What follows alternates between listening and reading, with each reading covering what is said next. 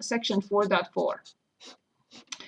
And section 4.4, part of it was already covered in chapter 3. It's the L'Hopital's rule.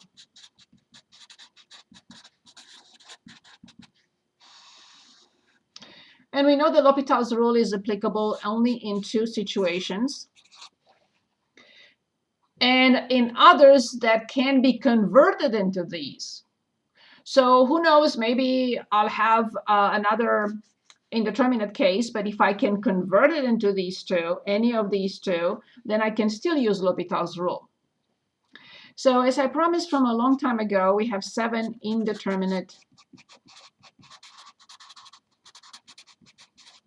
cases. Okay, number 1, we have 2 ratios. 2 ratios, 0 over 0, infinity over infinity. Number 2, we have 1 difference. And we know it because we encountered it before. So we have infinity minus infinity. Number 3, we have 1 product. We encountered this one as well last time. 0 times infinity. No, 0 times infinity is not 0. And number 4, so we have 3 powers. I left this at the end, very end, only because I wanted to let you know that this, or the powers, are the most cumbersome. The ratios are the easiest. The difference, it depends if we rationalize or whatever. The product is not difficult. It only requires a little algebraic manipulation. But these 3 powers are the most difficult ones to work with. 0 raised to 0. We knew this from algebra. How did we know this? Because we know that any number raised to 0 is 1, except when a is 0. So we knew this from a long time ago, 0 raised to 0. Another power is infinity raised to 0. But you can say any number raised to 0 is 1. You just told us except a equals 0. True, but this is a symbol. It's not a number. So infinity raised to 0. And another one, the last power, is 1 to infinity. And you can say, wait a minute, 1 multiplied as many times is still 1. No, not necessarily. So these are the 3 powers. 0 raised to 0, infinity raised to 0, and 1 raised to infinity. Okay? So now we will practice one. You can choose one. This one, more or less, uses other methods. We may encounter one very rare with L'Hopital's rule. But these, L'Hopital's rule. So this is all we need to do in 4.4. We need to practice the other 7 indeterminate cases. Hopefully we will change the other ones that are not ratios into ratios so we can use L'Hopital's rule. That's the target for now in 4.4. Okay, so I had the book somewhere. Yep, here it is. Okay. From 8, my goodness, to 70. Find the limit. Use L'Hopital's rule where appropriate. We will not use it if it's not needed. If it's an easier method, why would I use L'Hopital's rule? I use it only if it makes my life easier. If there is a more elementary method, correct, consider using it. That elementary method, not L'Hopital's rule. If L'Hopital's rule doesn't apply, explain why. Okay. So we have to illustrate all and try to find all these 7 indeterminate cases. The first 2, we practiced them many times. So these are all the ratios. So choose a ratio so we can refresh our memory on the 2 ratios. And then we'll continue with the others.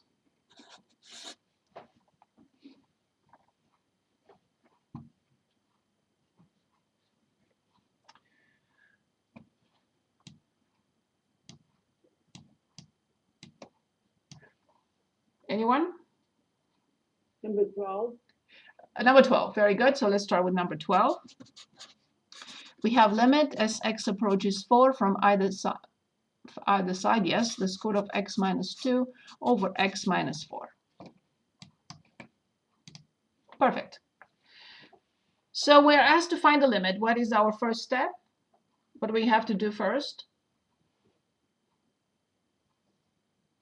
For every limit, plug it in. So the square root of 4 is 2, 2 minus 2 is 0 over 0. So I already see it's exactly what I needed for L'Hopital's rule. L'Hopital's rule is applicable only in these situations. Limit, ratio, 0 over 0, or infinity over infinity. All three conditions are fulfilled. Limit, ratio, 0 over 0, or infinity over infinity. However, there is an easier method. But let's go ahead with L'Hopital's rule. It is applicable. All three conditions are fulfilled.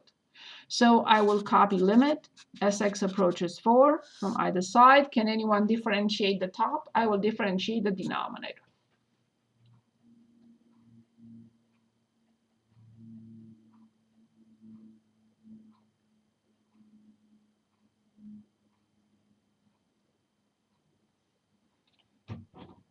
Anyone? Is 1 over 2 x. 1 over 2, the square root of x. So can anyone give us this limit?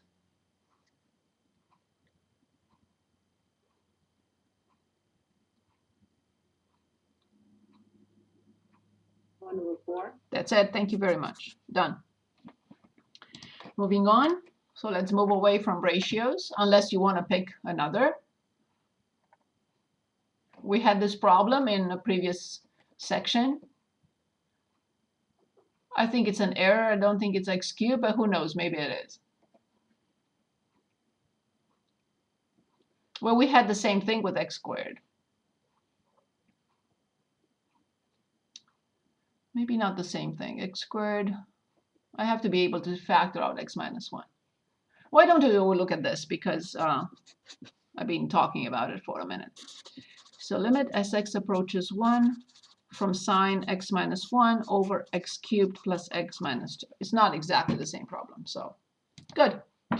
So like before, I have to plug it in. The numerator is 0, the denominator is 0. So we go ahead with L'Hopital's rule. Limit as x approaches 1. I will differentiate the denominator, 3x squared plus 1. Can anyone differentiate the numerator for us?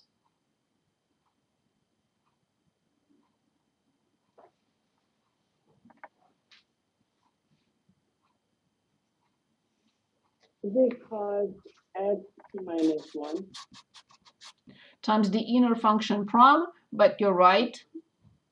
There is no need because it's 1. Awesome. So now let's plug it in. Where is the numerator going now?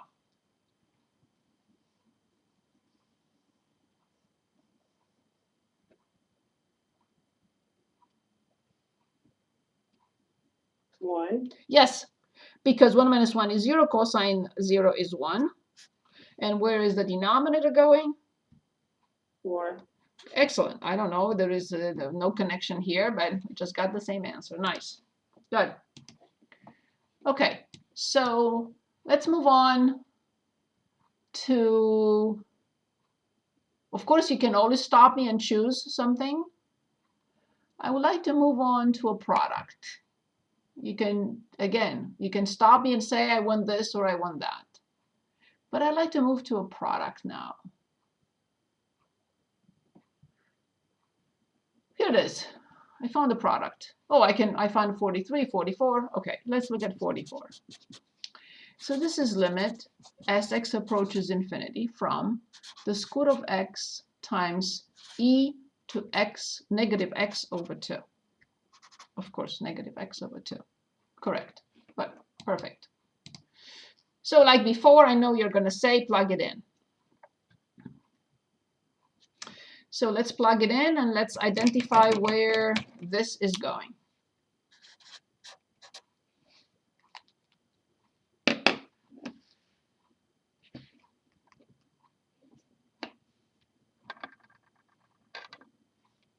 infinity. Of course, thank you very much. Now let's identify where this is going. And you can say, let's take it step by step. Let's take it step by step. Where is this going?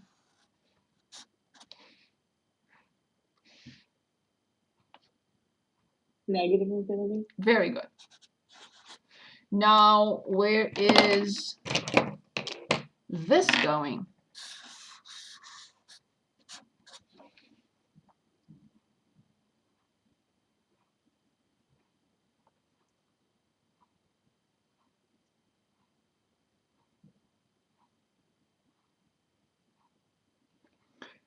A positive number raised to negative infinity, where could that go? Negative infinity. Careful. Whenever we have an expression with a negative power, what do we need to do immediately? Put it in the denominator. Exactly. So I have 1 over a positive number raised to infinity. This is much easier to understand where it's going than this. This is more confusing. But now we know where this is going.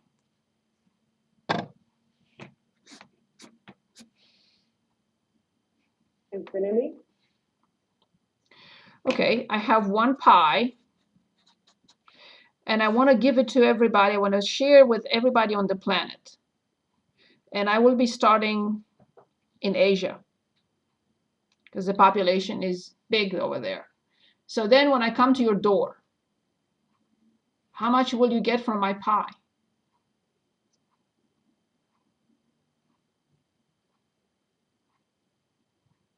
Does it approach 0? Thank you very much. Of course. 1 divided by huge, 1 over huge, will always approach 0. Good. So now, which indeterminate case, which out of 7 indeterminate cases we are facing right now with this problem?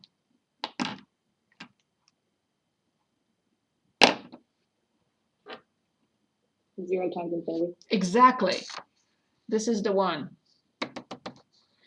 Now, as I mentioned, it's not hard. Why?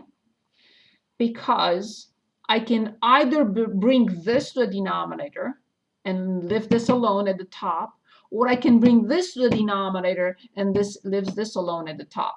So very easy to change into infinity over infinity or 0 over 0.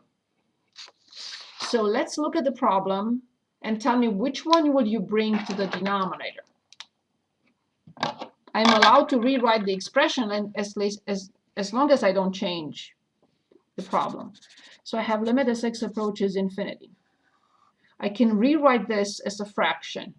Which of these two will go to the denominator? Second one. Of course, we already discussed it. So this is the same with e to x over 2. And this is the square root of x. At this point, the numerator goes to infinity, and the denominator goes to infinity. This is huge. This is huge. Infinity over infinity. I'm happy. With just a simple algebraic manipulation, I got one of the accepted forms for L'Hopital's rule. All I need to do now is apply L'Hopital's rule. So then limit as x approaches infinity.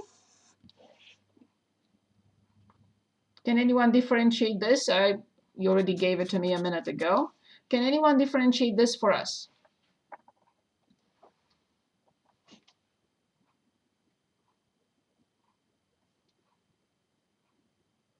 E to the power of x over 3 times 1 ridiculous.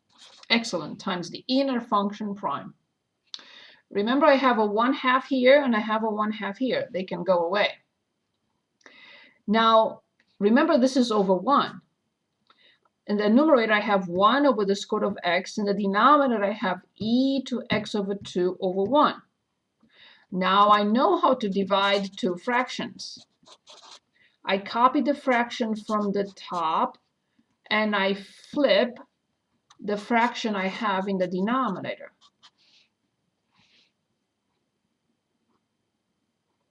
Can anyone give us the answer? Notice that the limit operator does not disappear. Till now, it will go away because I'm applying the limit. Like I'm taking the square root if it's the square root. I'm taking it to the third power if that's the operator. No, now the operator is limit. So now it will be applied. So the final answer is 1 Zero. over, yes. So the top goes to 1, the denominator goes Yeah. to, it's EX to the 2 times x squared, or square root of x. we are applying the limit. Oh, So well we, then to infinity. yes. And what did we say? 1 over huge will be? 0. That's it. And I had students in the past telling me, wait a minute, you already knew that. 0 times infinity. No, I didn't. I did not. This is one of the indeterminate cases. Please do not conclude that 0 times infinity is 0. It just happened in this case. You can always conclude that 0 times 5 is 0. 0 times 10 million is 0. But you can never conclude that 0 times infinity or 0 times negative infinity is 0. So please don't try that. Awesome. Thank you for all your contribution here. Moving on. So we illustrated a product. Okay. So what is left basically is the set of powers. Of course, we can look at others. We can look at something like this if you'd like to choose that. That's fine, or this. But I am interested in powers now, in powers. But let's go back and see if you would like us to illustrate with anything else. If not, we'll choose powers.